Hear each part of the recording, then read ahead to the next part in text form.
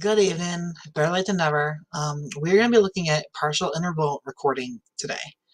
Which is really the easiest discontinuous recording method in my opinion. So, Rosie, what is partial interval recording anyway? It is, as mentioned, a discontinuous method of measurement that is primarily interested in whether or not the behavior occurs at any point within a given interval.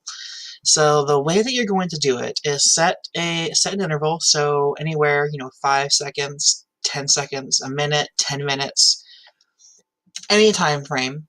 Ideally, a solid slot of time, like a minute is better, and then begin the interval. If the behavior occurs at any point, then you would mark that behavior as having occurred. Even if it was only for a fraction of a second, if the behavior occurred, you would record it. So the advantages of this method is that it easily captures instances of behavior. It is effective for behaviors which have difficult to discern beginnings and ends, like most methods of discontinuous measurement.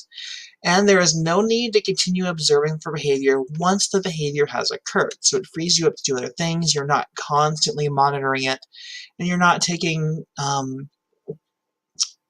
frequent data on it.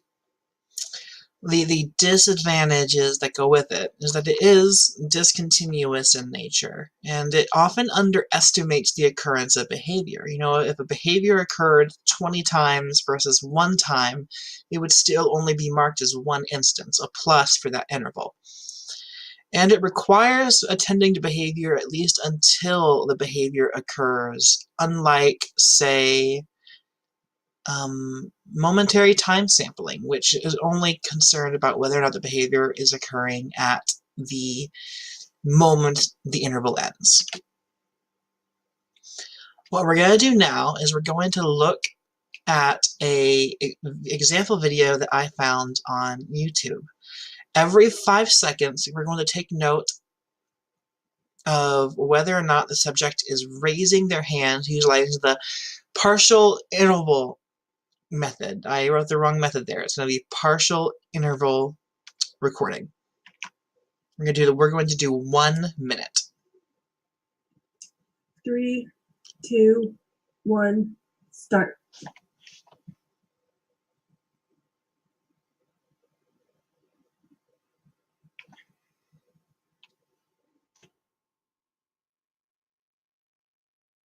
That's 1.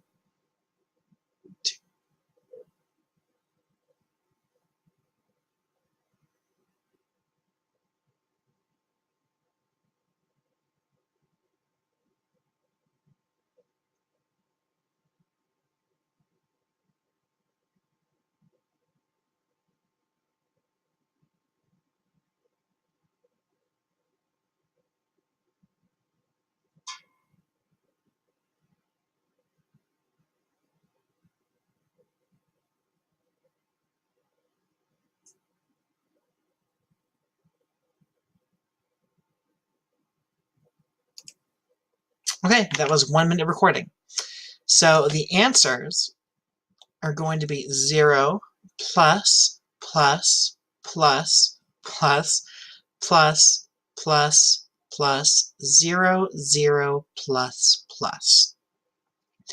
So a major question is when would you be using this version of measurement in particular?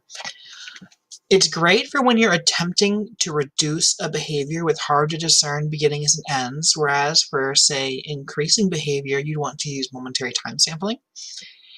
And it is really great for attempting to capture a behavior regularly without having to constantly manage and observe. As mentioned, this is a common advantage to discontinuous measurement methods in general. I'm really quite a fan. We use them quite often in my practice, in the practice I work at, for things like in-seat behavior.